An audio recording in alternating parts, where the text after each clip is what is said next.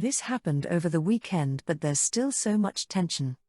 One of my good friends, Matthew, 26M, is getting married next month to Jennifer, 26F. I, 25F, have known Matthew since high school.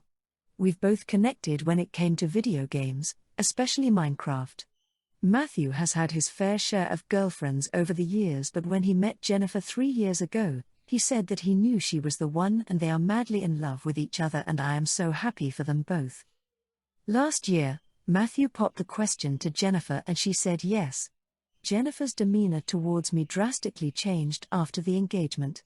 She was distant towards me, she wouldn't look at me and she would hardly speak to me, which was weird since Jennifer was always so sweet and nice towards me. I'd still talk to Matthew and meet with him and our group of friends, sometimes with Jennifer, and she would still act cold and not speak to me much. I kept my distance from Jennifer. 3 months ago, we all received a save-the-date invitation and their wedding is going to take place at Matthew's cabin 2 hours away, and they were going to keep it small due to the size of the cabin, so we were only allowed to bring one guest. That was when Jennifer acted extremely harsh and hostile towards me and said, "Bet you don't have A+1 since you are so into my man." I was taken aback. I asked her what the fuck she was talking about and she smirked and said I knew and to not act stupid. I ignored her remark and told her my boyfriend was coming. She looked surprised and left. I of course told Matthew about what Jennifer said to me and he was not happy, so he made her apologize to me. Then, last weekend, I was invited by Matthew's sister to go dress shopping with her and Jennifer. I declined at first because I wanted to keep my distance from Jennifer, but Matthew's sister assured me that she will deal with Jennifer and that our other friends will be there with us. So we go dress shopping and I found a beautiful dress that I thought would be perfect, and I took a picture to send to my boyfriend since he planned on matching, i.e. with a bow tie, with me. I tried the dress on and it was a perfect fit, so I guess I got lucky. Jennifer was angry, called me names such as a whore, a boyfriend-stealing bitch, and that I was officially uninvited to the wedding. She caused such a commotion, the employee of the store asked us to leave. I told Jennifer I didn't want to come to the wedding anyway, but I was going to because my friend was getting married. I told her if she didn't want me at the wedding, fine. I don't give a fuck since I won't go to a wedding if the bride is going to be so rude to a guest. Matthew and our friends found out and I was getting texts left and right begging me to just come to the wedding. I told them I was happy to get uninvited and I'll just spend the day with my boyfriend on the day of the wedding instead. They're all mad at me for not fighting hard enough. Comment 1. I guarantee there's a piece of information you, or we, are missing. She was fine with you until around the time of the engagement, then things went sideways.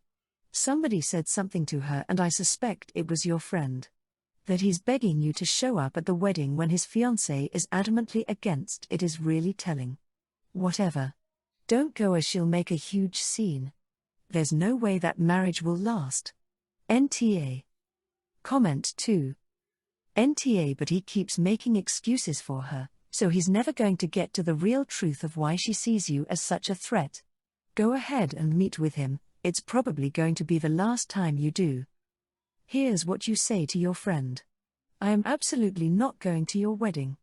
I don't care how much you want me there. It's going to ruin what is supposed to be the best day of her life, and I don't want to be the cause of a scene. For some reason, she thinks I'm after you. Why is that? If you haven't done anything to make her think that way, maybe somebody else spread a lie. I don't know. Maybe she's just a control freak. But, bottom line, I'm not going to the wedding and this is probably the end of our friendship. She doesn't want me around. She hates my guts. She's never gonna let me around your kids to play auntie. Which breaks my heart, but you just go along with her behavior and make excuses for her, so let's just say goodbye today. I wish you all the happiness in the world. My husband and I have a lake home. We've been there almost 4 years. In that time, we've become good friends with a few other households on our corner of the lake. Some of our group is quite outgoing. Always meeting new people in our lake community and being welcoming, us included. Everyone's awesome, but one couple has become problematic.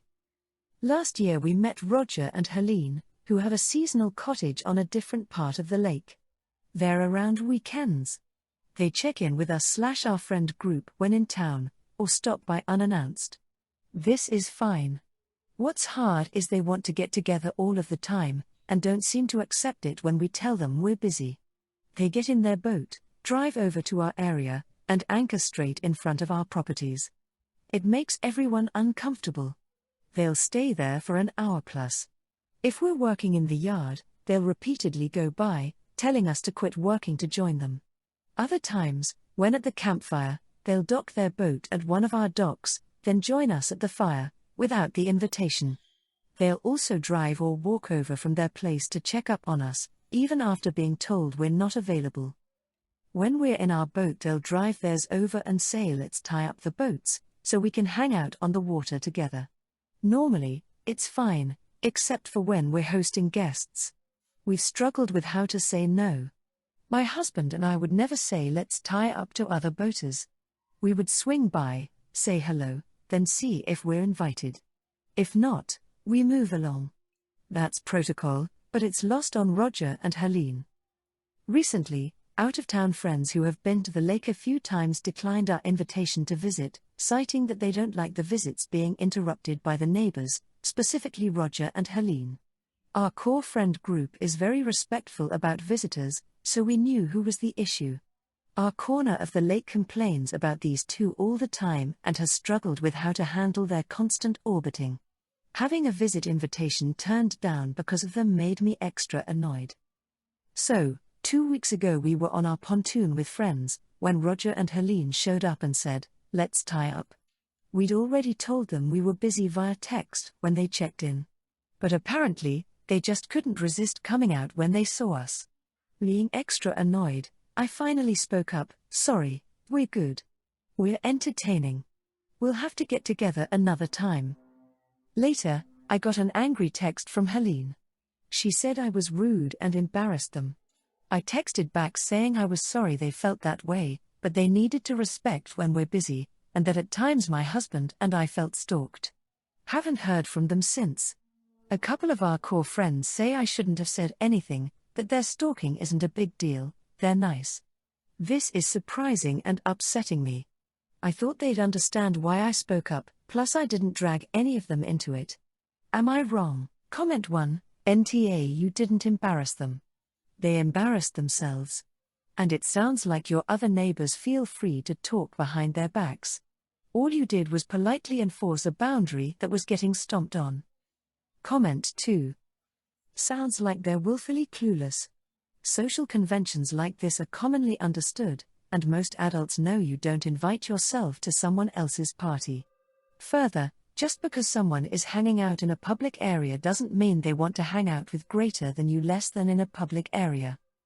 If someone can't take a hint, and it sounds like they've received plenty of hints, it's time to tell them in plain language. Nothing wrong with the way you did it, and they set themselves up for their own disappointment. NTA. OP comment. Willfully clueless, interesting. They're definitely clueless. I think they think we're better friends than we are, and they feel like because they're such good friends that they're not interrupting us. In their minds we would of course want them to join in, you know. Part of the delusion that is also part of stalking behavior. I think we and our friends have felt badly for them, because they don't have other friends on the lake. That's why nothing was ever said to them, until now. And maybe we've figured out why they don't have other friends on the lake. They're kinda crazy. So, my 26F parents decided to name my sister and I after American states. I have permission to share her name, Arizona, and I was called Pennsylvania at birth. Yay, my parents are weird. I guess they thought geographical names were cool, but I think there's a huge difference between calling your child Arizona or Dakota or Paris versus Pennsylvania. They're massive Republicans and America lovers, so maybe they wanted to be patriotic. For as long as I can remember, everyone has called me Pen or Penny. My parents insisted that everyone was to call me by my full name, but most people could see how ridiculous my parents are. My sister, 28F, didn't struggle as much with her name since Arizona just sounds better than Pennsylvania, and the Grey's Anatomy character Arizona Robbins made the name seem quite cool as we got older. I was mocked and teased as a child in elementary school because of my parents' insistence on my full name. They would literally berate my teachers for letting me write Penny on my work/books. When I was 21, I got my name legally changed to Penelope. Most people I had met in college had assumed that I went by Penny as a nickname for Penelope. Even my boyfriend's mother called me Penelope because I was too embarrassed to tell her that Penny was short for Pennsylvania. I kept it a secret from my parents and close family because I knew my parents would go mental and accuse me of disrespecting their choice. I'm getting married this summer to my lovely boyfriend Tom, 31M, and as you all know, you have to say your full name in your wedding ceremony when doing your vows. I knew I had to fess up about the name change because the alternative would be hoping they kept quiet when they heard me say I, Penelope instead of I, Pennsylvania. I invited them over to my home and I tried to tell them in a really calm way that I had changed my name, but they freaked out. They said that I was disrespectful, I was calling their choice dumb, etc. They are refusing to attend the wedding now. I know I'm not the for changing my name, but my parents are particularly pissed about how I kept it hidden for 5 years before telling them. Most people I know agree with them. They think that I should have had the courage to be honest with them years ago so they would have had time to get used to it instead of me dropping the news on them 2 months before my wedding and causing all this drama. A few other family members have dropped out and my poor sister, who is maid of honor, is having a nightmare with this. My parents believe they had the right to know much earlier. Comment 1, NTA. You can change your name if you want, and the name your parents lumbered you with at birth was an excellent reason to do so. From what you've written, I suspect your parents would have blown up whatever, and the 5 years is just a pretense to hang their anger on. 2 months is enough to get used to the idea too. As for boycotting the wedding because of it, they need to get over themselves. That is a big overreaction to my mind. It sounds like your parents need to grow up a bit tbh. Comment 2. NTA. But, one can use nicknames in reciting vows. The marriage certificate must be your legal name, but if you prefer Penny, use Penny. I've been to 2 weddings where, at one, the bride used her middle name, as she had been called her entire life, and at a co-worker's wedding, he used his middle name. I don't think most people even knew that wasn't his first name but his middle name. With all that being said, I would think your parents are going to eventually find out you legally changed your name. It's probably best to come from you. Comment 3. NTA. Your parents' reactions proved your apprehension right. Refusing to go to your wedding because you gave yourself a name that actually works as a name? Shameful behavior by them, all around. At this point, I would tell your parents that they clearly care more about the, frankly, awful, name they inflicted on you than you as a person, and to not bother showing up to the wedding at all because you don't need people that shallow and selfish in your life. Same with any haranguing family members. I, 45F, got pregnant by my ex, 50M, when I was 20. He left me and refused to be in my daughter, Mia's, 25F, life. He even refused to pay child support. At that time I was lucky that my friend, now husband, 46M, helped me. I developed feelings for him and we got married shortly after. We have 3 kids together. Despite that, my husband always treated my daughter as his own. He never discriminated against any of our kids. When my daughter turned 18, she told us she wants to find her real dad. It hurt my husband a lot. I was against it initially, but my husband told me it is Mia's choice. She found her father and they started to bond. She would spend less time with us and more time with her dad. The problem is now she is getting married and she asked her real dad to walk her down the aisle. Remind you, her real dad is not paying for the wedding. My husband is doing that. My husband was heartbroken when he learned that. I also had a huge fight with Mia. She said it's her wedding so she gets to decide. And we should just stop being entitled. She thinks it is best that her real dad walks her down instead of my husband. Yeah, the man who didn't even want to be in her life. So, I cancelled all the wedding vendors. The flowers, the food, the venue. Yeah, it did cost us money. But I refused to pay for her wedding where she openly disrespects her dad who actually stepped in. Needless to say, Mia was enraged. I told her to go to her real dad to pay for her wedding. She said he cannot because he has no money. She has been telling people that we are abusive parents. That we never loved her and that's why we cancelled the wedding. I had to clear it out for our relatives why I did what I did. Some of them understood while some of them didn't. So, comment 1. NTA My dad, stepdad, raised my brothers and I and had 2 girls, my sisters, with my mom, and although we never had that father-son relationship.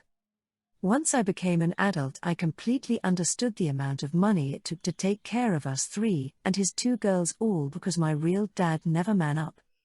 I immediately made it my mission to make sure when my kids were born to take on my stepdad last name as a small gesture to acknowledge that I could never repay the debt my brothers and I owe this man.